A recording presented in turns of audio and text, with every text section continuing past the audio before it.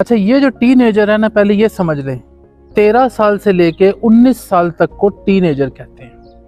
ये टिपिकल वो उम्र है जिसमें बच्चा अपने पेरेंट्स से हाथ अलग करता है। पेरेंट्स बच्चे को स्कूल छोड़ आए, वापस ले आए, ट्यूशन ले गए, वापस ले आए, बच्चा अपनी मम्मा या पापा के साथ बाजार होके वापस आ गया। ये टिपिकल एज है कि जिसमें अब थोड़ा सा बच्चा घर से बाहर निकलना शुरू होता है, उसको पॉकेट मनी मिलना शुरू हो जाती है, वो फ्रेंड्स बनाना शुरू हो जाता है स्कूल में, कॉलेज में जाके, यूनिवर्सिटी में जाके। तो जो पेरेंट्स की 24 आवर्स सुपरविजन है, इस एज में बच्चे ने उस सुपरविजन से बहरहाल बाहर कदम रखना है और उसने अपनी ज़िंदगी के कुछ इम्पोर्टेंट डिसीजंस लेने हैं, कुछ इम्पोर्टेंट फैसले लेने हैं। और उन फैसलों में पेरेंट्स उसको अब गाइड नहीं कर रहे, या उसके घर का कोई बड़ा, कोई बुजुर्ग उसको गाइडेंस नहीं दे रहा। ये टोटल इंडिपेंडेंट फैसले हैं, जैसे कि उसने ज़िंदगी में नशा करना है या नहीं, एडिक्शन में वो जाएगा, फंसेगा, वो अभी बात बहुत दूर है। सिर्फ पहला एक छोटा सा, बहुत छोटा सा माइक्रो लेवल पे एक टीनेजर का डिसीजन होता है कि अगर साथ 2-3 लड़के लड़कियां बैठ के, कोई बच्चा अपने घर से अपने डैड की सिगरेट की डब्बी ले आया है और उसमें से वो पफ लगा रहे हैं कॉलेज में, यूनिवर्सिटी में, कैंटीन में बैठ के, और just for the sake of fun, जैसे आपने कहा कि let's see what this puff is all about, वो बच्चे का अपना डिसीजन है। वहाँ पे उस लम्हे उसे कोई गाइड नहीं कर रहा, वो गाइडेंस उसको पहले मिल चुकी है घर से। अब जो उसने प्रैक्टिकली कदम उठाना है वो खुद उठाना है।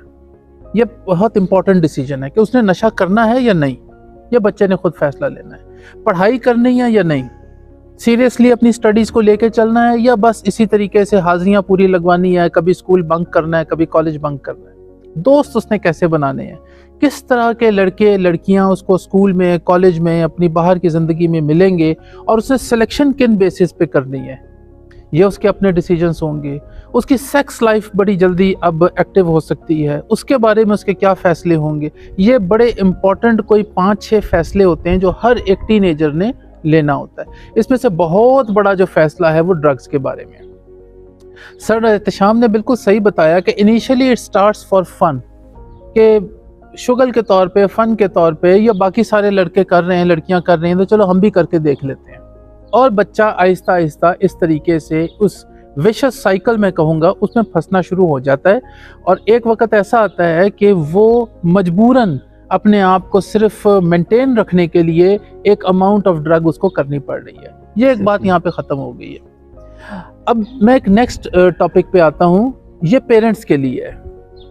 वालिदैन को कैसे पता लगेगा कि उनका कॉलेज या स्कूल जाने वाला जो बच्चा है, जो बच्ची है, वो ऑफ द ट्रैक हो चुका है, उसने ड्रग्स करने शुरू कर दिए हैं, उसके दोस्त अहबाब गलत बनने शुरू हो गए।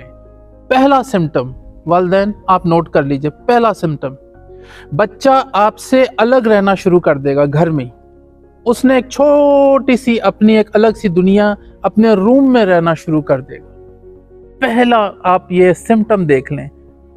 वो कॉलेज से, यूनिवर्सिटी से, स्कूल से बच्चा या बच्ची आएगा, बमुश्किल सब वालिदैन को सलाम दुआ करता हुआ और अपने रूम में सीधा।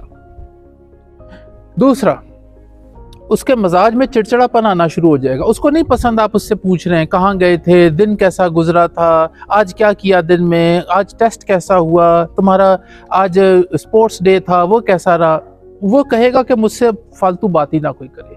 और जहाँ पेरेंट्स ने सलाम दुआ के अलावा कोई थोड़ी सी भी बात आगे शुरू की, वो इरिटेबिलिटी का शिकार हो चुका है, वो चिड़चिड़ापन उसके अंदर आ गया है।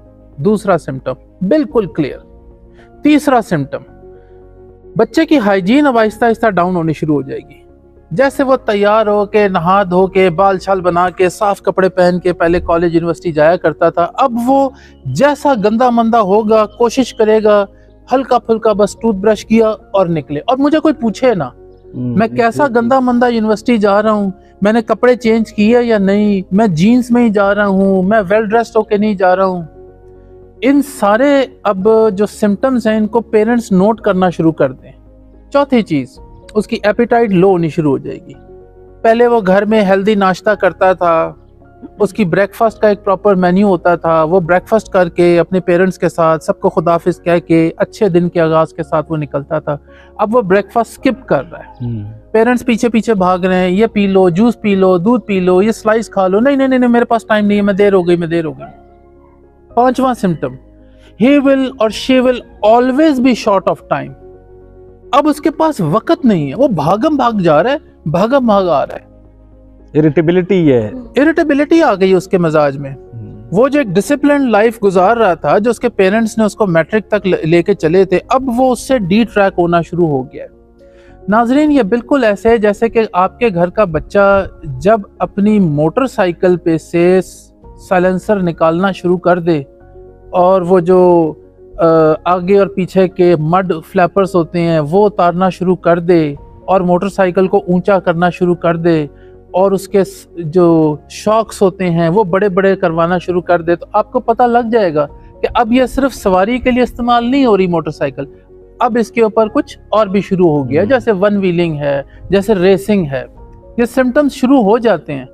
बिल्कुल इसी तरीके से जो बच्चे इस टीनेजर ब्रैकेट में ऑफ ट्रैक होते हैं, उनके ये मैंने आपको 5 सिम्टम्स बिल्कुल क्लियर बता दिए। अब ये पेरेंट्स का होमवर्क है और ये सोचना बंद कर दें कि जी हमारा बच्चा नशा नहीं कर सकता, हमने उसकी परवरिश बहुत अच्छी की है, वो बिल्कुल नशा नहीं करेगा, जी ऐसा हो ही नहीं सकता। सबसे पहले parents, you come out of denial. मरीज का तो बाद में नंबर लगेगा, पहले पेरेंट्स डिनाइल में रहते हैं। आप काउंटर चेक रखें, चेक एंड काउंटर चेक। अगर इन छोटी छोटी सिम्टम्स में से कोई एक सिम्टम भी मैच कर रही है बच्चे के साथ, बैठें, बातचीत शुरू कर दें, कम्युनिकेशन बहाल कर लें, इससे पहले कि बात बहुत आगे तक जाए।